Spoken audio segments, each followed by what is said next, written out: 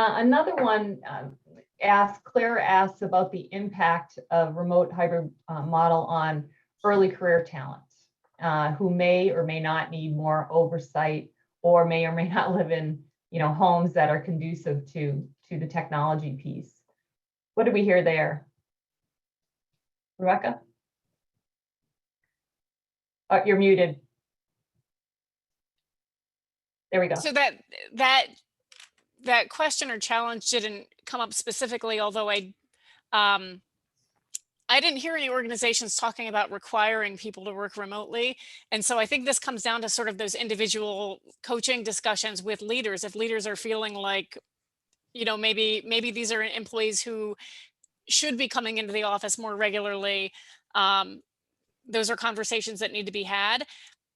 In terms of the oversight, I think the oversight question in general is important. So we can think about oversight in different ways. And Chris said at the beginning, before the pandemic, many people thought about leadership as in terms of looking over people's shoulders, and have realized over the last 14 months that maybe that's not the only way that we can oversee people and give them guidance now. And so some of this could just be kind of being more intentional and strategic with the conversations, the communication that we're having. So it may be that what looks from the outside to not be an ideal situation could actually work with the right leader.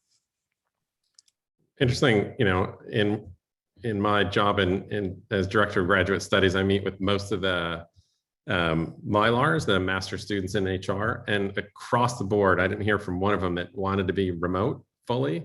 They all want to be in the office. They all want to meet people. They want to meet other leaders. They want exposure. They want chances to work on projects and build their networks.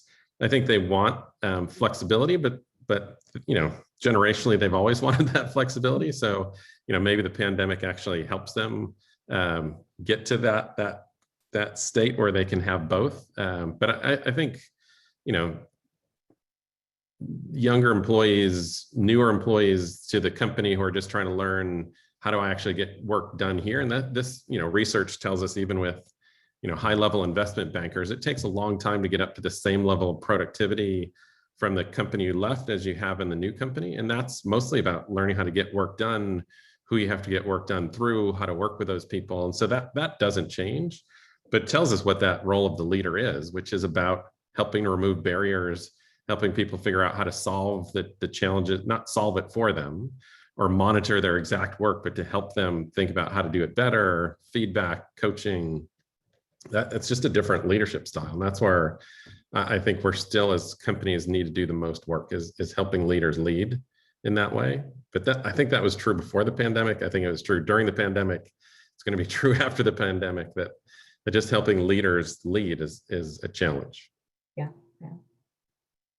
Just to build on Chris's point, even pre-pandemic, the companies that I saw that I thought had really thoughtful remote work programs typically would not hire people directly into remote work arrangements. They required the employee to be on site for usually a year, sometimes even 2 years, again, to really get socialized, build those networks, build that support, get to know their manager, et cetera, and then transition them into some form of remote work.